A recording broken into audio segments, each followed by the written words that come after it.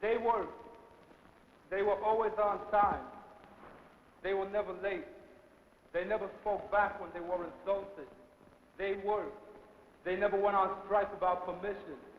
They never took days off that were not on the calendar. They worked 10 days a week and were only paid for 5. They worked, they worked, they worked and they died. They died broke. They died owing. They died never knowing what the front entrance of the First National City Bank looks like. Juan, Miguel, Milagro, Olga, Manuel, all died yesterday, today, and will die again tomorrow, passing their bill collectors on to the next of kin. All die waiting for the Garden of Eden to open up again under a new management. All die dreaming about America, waking them up in the middle of the night, screaming, "Mira, mira, your name is on the winning lottery ticket for $100,000. All die hating the grocery stores that sold them make-believe steak and bulletproof rice and beans. All die dreaming, hating, and waiting. Dead Puerto Ricans who never knew they were Puerto Ricans, who never took a coffee break from the 10 Commandments to kill, kill, kill the landlords of their cracked skulls and communicate with their Latin souls. Juan, Miguel, Milagro, Olga, Manuel, from the nervous breakdown street where the mice live like millionaires and the people do not live at all.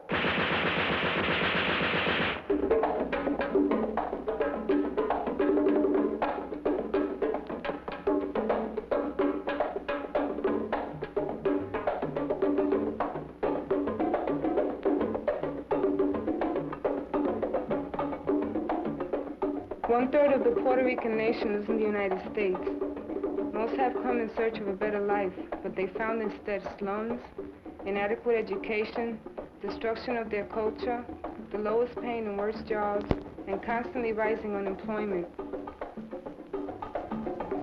And out of the desire to end these conditions grew the Young Lords Party. In October 1969, right, the Young Lords Party began asking the First Spanish Methodist Church for space for a free breakfast program.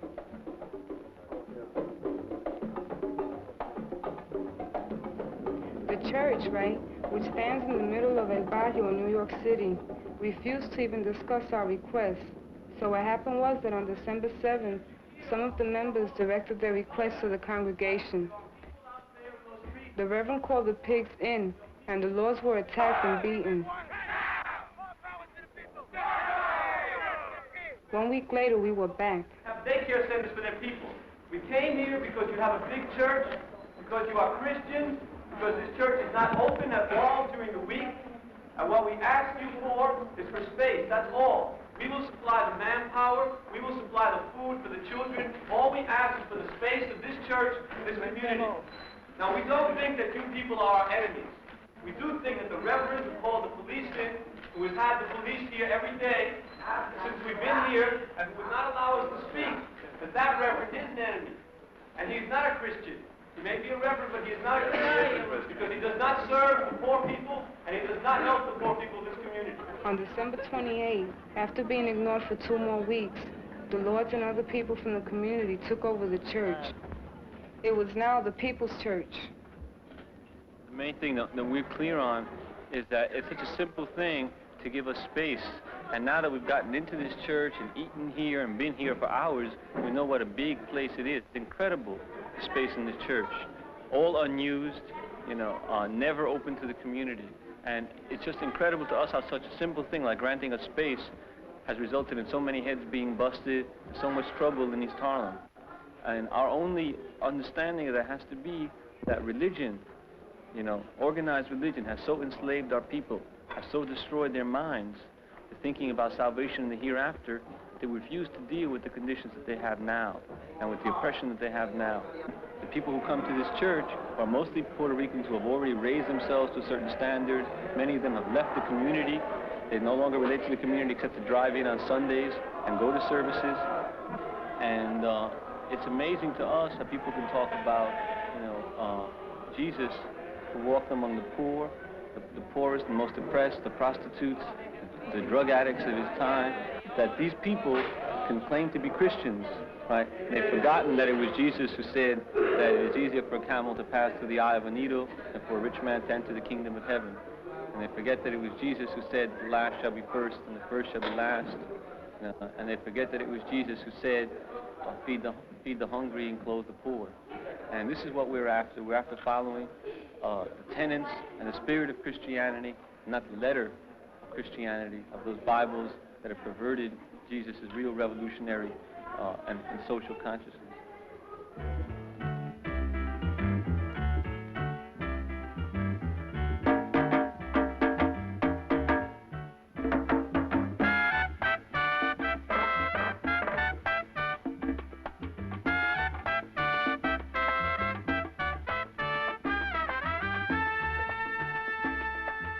The basic demand that we're moving around is the breakfast program for children, because it starts, that's at the basic level. From there, everything else comes. I mean, if people, if children, people are hungry, they can't move on to anything else.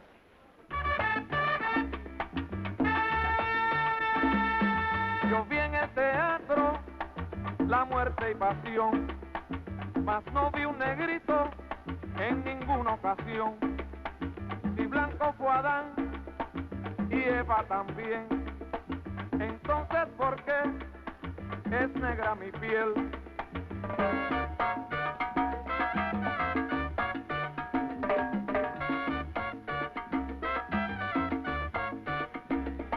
¿De a dónde vengo? Ay, yo lo quiero saber. ¿De a dónde vengo? Oye, pregúntale. It's obvious that the congregation and the pastor might not like the ideas behind a liberation school, which would be to educate the children as to the oppression they're suffering, as to the why of the oppression that they're suffering.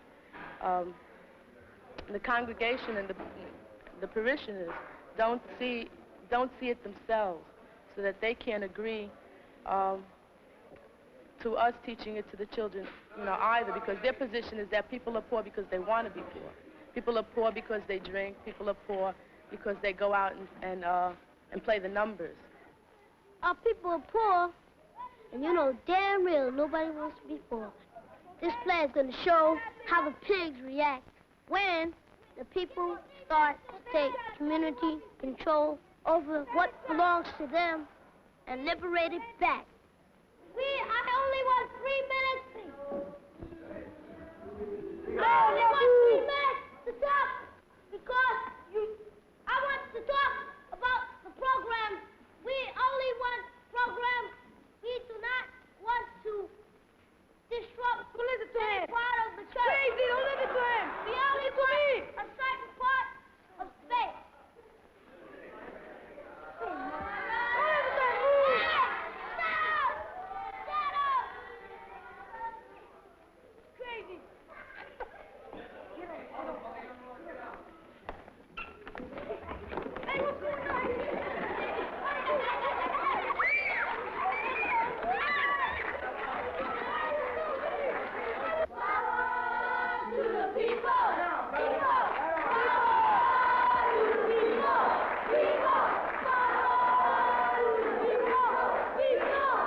So here, see, we come out of the thing where we ain't got no guns.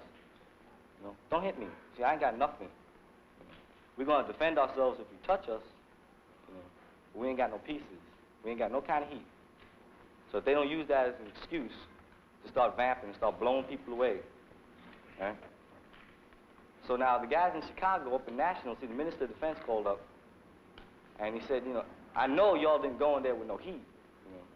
And we said, yeah, that's right. He said, what'd you go in there with? He said, a whole lot of people.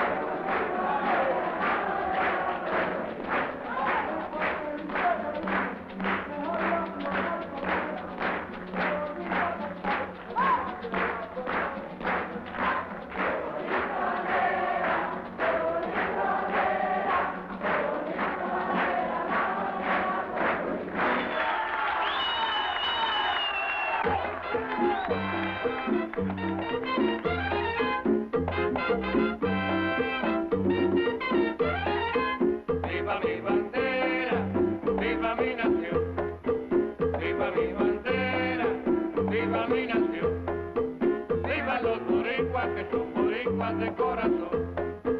Viva los boricuas que son boricuas de corazón. Esto es una plena, esto no es danzón. Esto es una plena, esto no es danzón. Como no es lo mismo la ciquitrilla y el sarampión. Como no es lo mismo la ciquitrilla y el sarampión. Viva mi bandera, viva mi nación. Viva mi bandera, viva mi nación. Viva los boricuas que son boricuas de corazón. Viva los boricuas que son boricuas de corazón. Son boricuas, son mi generación. Mi bandera fuera solita, son boricuas, son quisiera que mi bandera fuera solita, son boricuas, son quisiera. So people are digging on what y'all are doing. It ain't just y'all in this church, you know. It ain't just East Harlem. Remember, we relate to an international struggle. So it may sound ridiculous, but this all links up to what's happening from Vietnam to Puerto Rico to Watts. Don't ever forget that. That without you here, see, our children have had it. What you do here today, and what you do after you leave this church, no matter what happens, whether we get busted, or whether we have to walk out, either way, it's still a victory. Whatever happens on after that is going to be important for the fate of the world, because we're in the belly of the monster. And people all over are waiting for us to take care of business. Now, I don't like people to be too optimistic, because I'm kind of a pessimist, you know. But remember that no matter what happens, one way or the other, we have won. We have a victory here today. They can never take that away from us. Everybody here, go out, and you go out proud no matter what happens. Because this church is ours. This is a people's church. All power to Todo puertorriqueño tiene que defenderla, porque señores es nuestra bandera puertorriqueña. ¡Qué bonita bandera! ¡Qué bonita bandera! ¡Qué bonita bandera! Es la bandera puertorriqueña. Otra vez. ¡Qué bonita bandera! ¡Qué bonita bandera! ¡Qué bonita bandera! Es la bandera puertorriqueña. Que viva aquel gran patriota que siempre luchó por ella, defendiendo siempre nuestra bandera puertorriqueña. ¡Qué bonita bandera! ¡Duro! ¡Duro, duro! ¡Otra vez! ¡Qué bonita bandera! ¡Qué bonita bandera! ¡Qué bonita bandera! Es la bandera puertorriqueña. Que viva Betance y al fin sus campos en la nueva era, al fin su símbolo vivo de la bandera puertorriqueña. ¡Qué bonita bandera! ¡Qué bonita bandera! ¡Qué bonita bandera! Es la bandera puertorriqueña. ¡Qué bonita bandera! ¡Qué bonita bandera! ¡Qué bonita bandera! Es la bandera puertorriqueña. No importa Estados Unidos, dejarla flotar no quiera. Qué bonita, compadre, es mi bandera puertorriqueña. ¡Qué bonita bandera! ¡Qué bonita bandera! ¡Qué bonita bandera! Es la bandera puertorriqueña. Mi familia vino aquí a los Estados Unidos, como todas las otras familias puertorriqueñas, que se hicieron víctimas de la propaganda de... My family came to the United States like other Puerto Rican families who were victims of the American propaganda that said Puerto Ricans came to the United States because here there was work and great opportunities. Pero eso era más que parte del plan de los Estados Unidos de dividir la nación puertorriqueña. But that was only part of the plan of the U.S. to divide Puerto Rican nation by bringing them here to work in the factory. We slaved to the United States to make the rich richer with the sweat of the backs of the poor. En Chicago, yo fui a una escuela pública y ahí pude ver el racismo. In Chicago, I went to school where I could see the racism of how Puerto Ricans was treated. We lived in worse places. They treated us like animals. They told us that we were stupid and that we were spics and didn't know anything. Empecé yo a notar Then I came to notice the suffering that my people were going through. I understood how in the U.S. and in the world there was a conflict that existed between the rich and the poor. That the rich had the power and the poor didn't have anything. That the poor do everything because the poor work in the factories with the sweat of their brows. They make all the buildings, they make all the television and everything that we use in this world. And the poor always get poor and the rich get richer. But I always thought that it was my parents' fault. That my parents were the ones that had made this oppression, that they had made everything so dirty, that they were not giving me a better education, and that all of the problems that I saw were my parents' fault. Well, then I started thinking why I always thought that Puerto Ricans had no culture, that Puerto Ricans had no history, and that Puerto Ricans had nothing. But that cannot be because we have to have something. Because my mother always talked to me about Puerto Rico, and when I went there, I saw a very beautiful island. But at the same time, I saw that conditions were very ugly. For example, where my grandparents lived, it's this little town in the hills called Sabana Grande, and they didn't have any water or sanitation facilities. They didn't have anything. They had to even go to town to get the food. They had a small farm, but they were forced to sell it to the Americans. Then I started to think that these conditions of living were so different that must have been part of the reason when my parents came here. That was the first connection that I could make, because the conditions were so bad over there. But then I started to think that the Americans were also there, and that the Americans were well off. And then I was confronted with the conflict that I wanted to be an American, and at the same time I saw that Puerto Ricans were poor, and it wasn't the fault of the Puerto Ricans. Well, look, if I'm born in Long Island, I don't say Long Island is my country. Puerto Rico is just an island like City Island or Long Island or Staten Island or Manhattan Island. It's not a country. You know, I still do call it country, you know, because, like, I see this bullshit about the all-American, you know, family and shit, you know? This is the average American family. They got cars and shit, and, you know, they live in the suburbs and all that bullshit. So I don't live in that, so why should I call myself an American? Because you're born here. I wasn't born here. I was born in Puerto Rico. Well, you're an American citizen, though. That's all that matters. Well, they can call me whatever they want, but I'm still a Puerto Rican, man. And that is my country. My mother-y, my father-y, my sister-y, my brother-y, my uncle-y, my nephew-y, my girlfriend-y, and all my friends are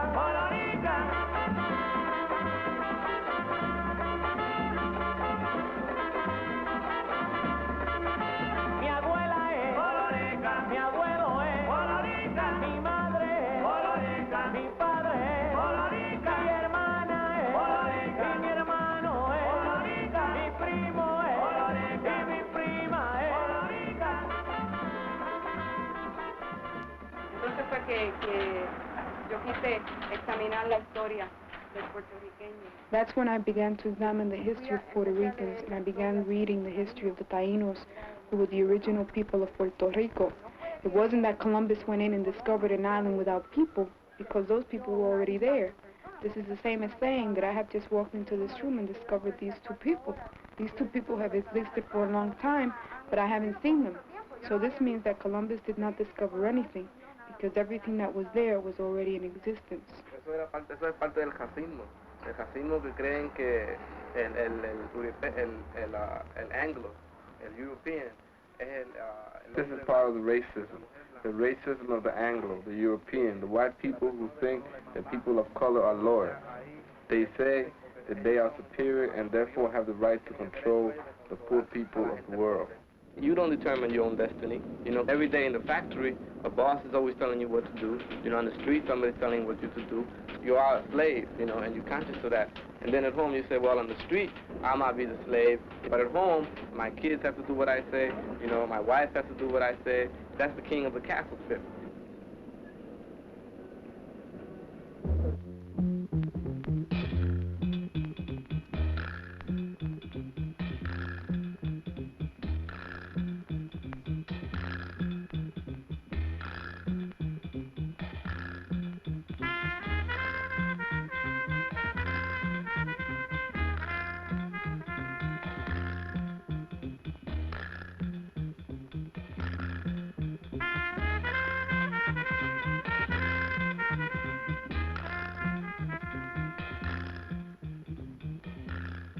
When sisters have to go, like, to cooking, to cleaning the house, to taking care of children, right, washing their clothes, ironing, all that has to be done in the house, right? Like, that is actually a lot of work, right? But, like, when a man looks at that, because of the way he thinks, right, like, he always has to consider that like shit, right? Because who's doing it? A woman.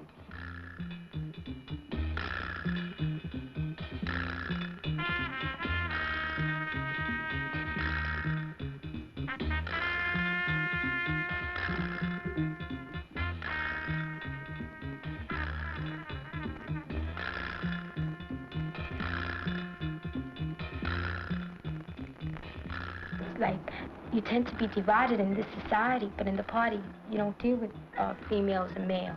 You're in the struggle together.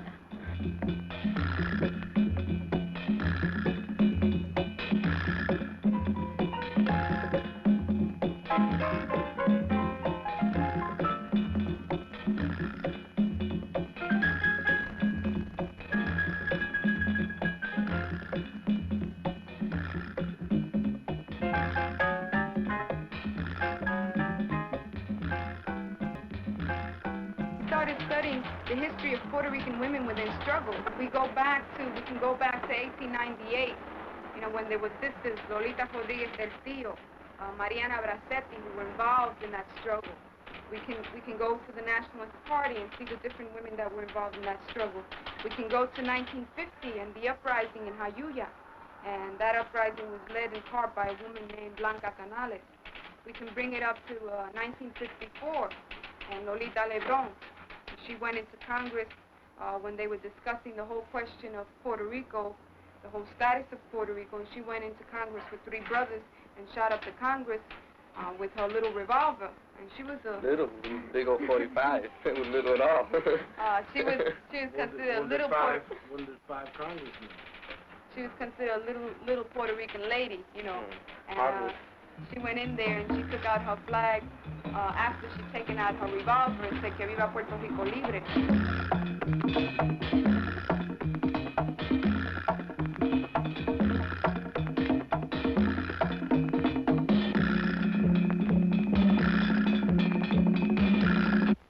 Today, we don't want to just have a rally here. We're going to go marching to the streets of South Bronx. We're going to tell the people of South Bronx that we're not going anywhere, that we're going to be here until this hospital learns and is put back in the hands of the people. That building was condemned 25 years ago. Condemned because it was unsafe for human habitation. Condemned for rich people and opened up for poor people. That's what always happens. Carmen Rodriguez was a Puerto Rican. She came here in search of help, and they killed her. It wasn't an accident.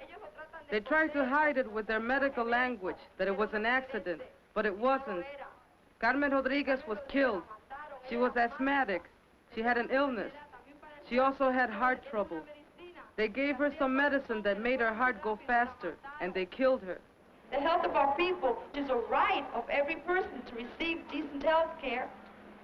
And they make us believe that it's some kind of privilege to go into a hospital and for these racist dudes there who go through all these years of medical school and know shit, without the x-ray technician, without the lab technician, without the workers, they couldn't do shit. Because all the doctors do, they get all of the information together, and then they say, this is the diagnosis. And then they put it in big words so that people can't see and can't start learning how to treat themselves. That's what we talk about when we say preventative medicine. When we go out TB testing door to door and we explain to our people what TB is all about. We explain to our people how they have to start going door to door, preventative medicine. And slowly our people start seeing what socialism is all about. See? Slowly they start seeing and moving.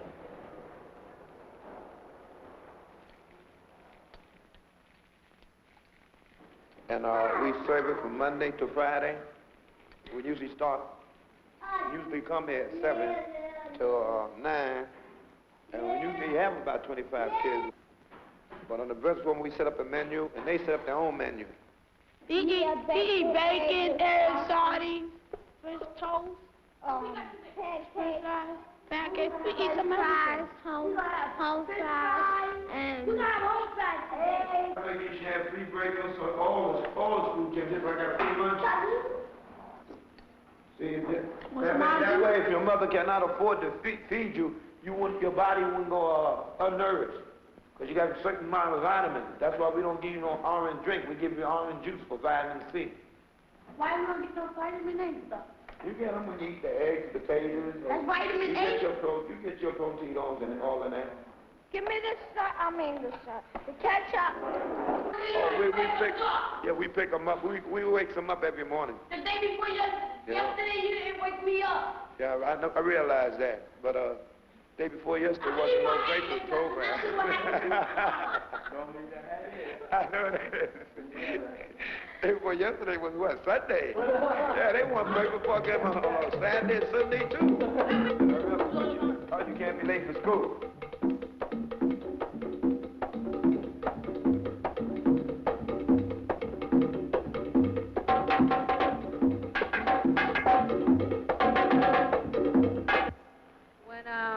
When we talk about housing, we shouldn't even call it housing. We should call it the rat holes that our people come to live and die in. We can't call this housing. We just call them dumps. Roaches live with you. They don't pay no rent, but you do. Your children eat lead poison paint. The roof fall on you. And most of the time, when you go to the bathroom, you better take an umbrella along with you, because you're about to drop in a rainy hangout.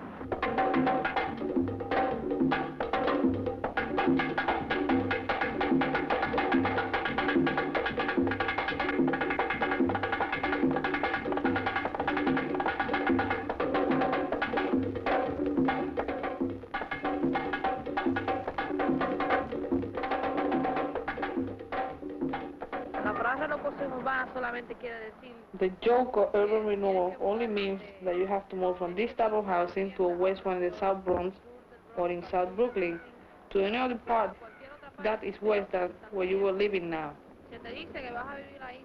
They tell you that housing is being built for you, but that's a lie, because the housing is built and then every room, if it's 3 rooms apartment, every room will cost $80.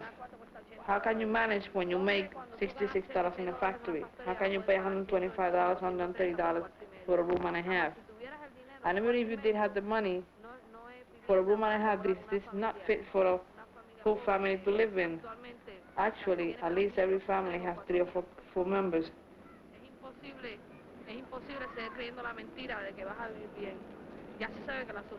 It is impossible to keep on believing that lie, that you are going to live well. The solution to this problem will be a socialist society where all persons, according to the necessities and according to the world, could have a decent place to live, doctor to take care of their health, food and clothing. We're developing into a political party, and people, every time we talk about a political party, in people's head, it strikes them as, PNP, or Partido Popular, right, or the Democratic or Republican Party. Right, and they always refer, when you talk in terms of party, they don't see themselves as oppressed people, right, belonging to a political party. The difference, like the Democratic Party is not a party of the people, right, it's a party of the rich who rule the country, because the ones who pay their campaigns are the ones who are rich and the ones who, who want them to push a certain bill.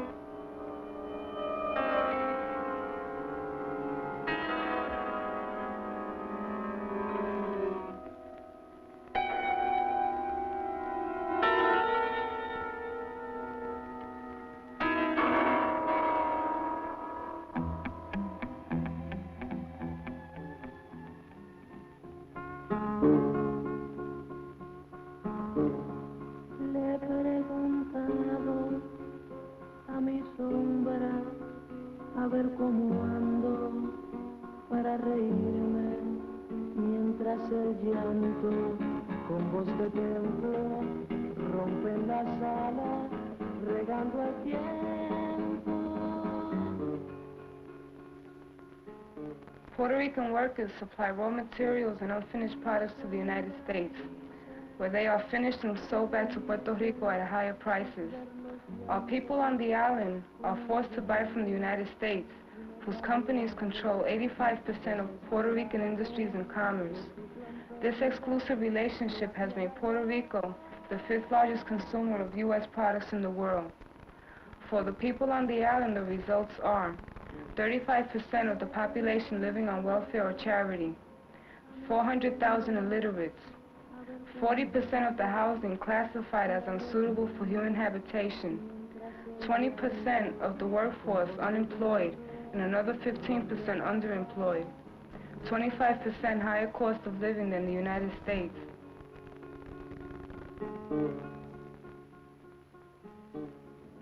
A large police force trained and equipped by the United States, in addition to the U.S. military bases in Puerto Rico, are there to put down any opposition which would threaten U.S. investment there and elsewhere in Latin America.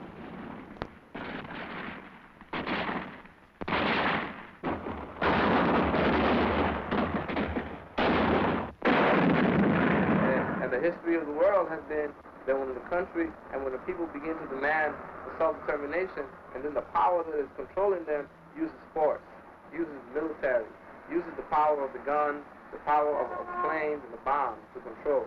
You know, and now the people, they can't lie to them, they're going to terrorize them into being slaves.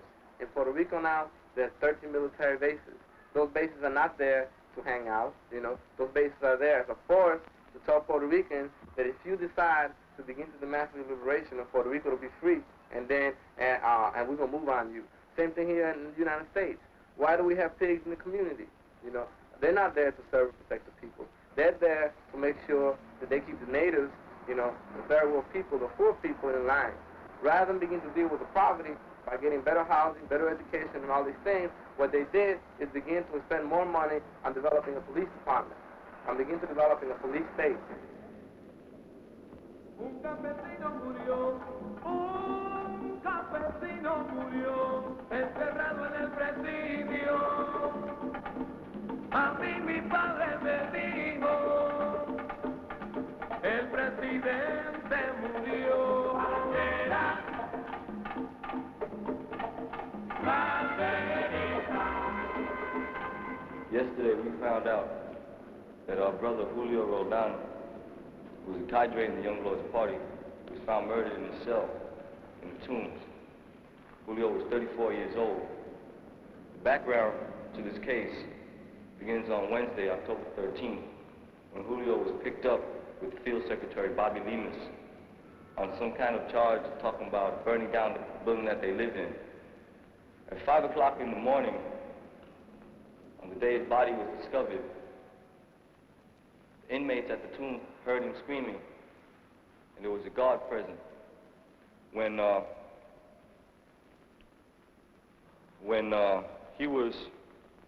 he was taken to what's supposed to be called the psychiatric section, understand that the pigs are now saying that he had no problems and they thought he was mentally stable. He was mentally stable, we know that. But when they take you to the 8th floor, automatically they're supposed to remove your shoelaces and your belt. Now they're trying to say that he hung himself with his belt. The same day that happened, in Rikers Island, a brother named Jose Perez was also found supposedly dead of a suicide. Since 1967 and 66, there have been countless stories where blacks and Puerto Ricans who were brought to their cells, their families were then told that they had committed suicide. This has been happening to our people for so long that now it ain't no accident, you know. It's beginning to add up. That now it's got to be called genocide. There's no other name for it. We saying, and the people of this city are saying that Julio was murdered in his cell. Julio was a member of the Young Lords Party, and ain't nobody a member of the Young Lords Party into suicide. There's no need for us to kill ourselves. They have to come and get us, and in this case, that's what they did. Well, this time they blew, because it's open and it's out there for everybody to see. And we're charging the police department, and the Department of Corrections, the Special Services Division, and the mayor's office with murder. In addition, we make no distinction between the jails and our streets.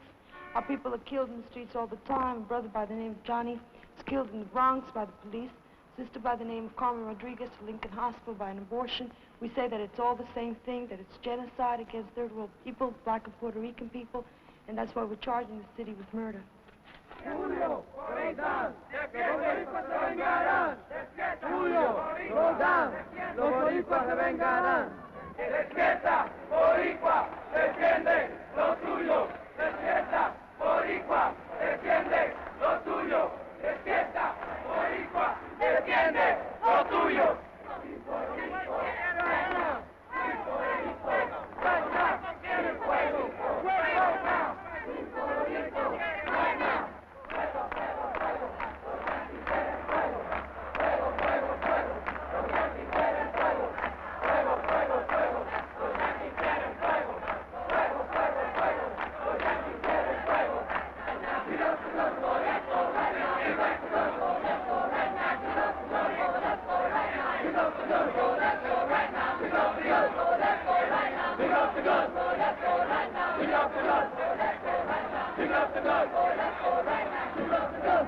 ¿Por qué? Porque era un pobre mendigo. A mí mi padre me dijo, a mí mi padre me dijo, porque bandera pidió. Bandera, banderita, bandera, bandera, hecha de tela y colores, vale más que las flores y todos los profesores. Mi bandera. Why the arms? Why did we feel it necessary to come into this church with arms and make those demands to the city? Well, for a year and a half, the Young Lords Party has been organizing and trying to meet the needs of our people. And every time that we move to try to remedy one of the ills in our communities, we are struck down.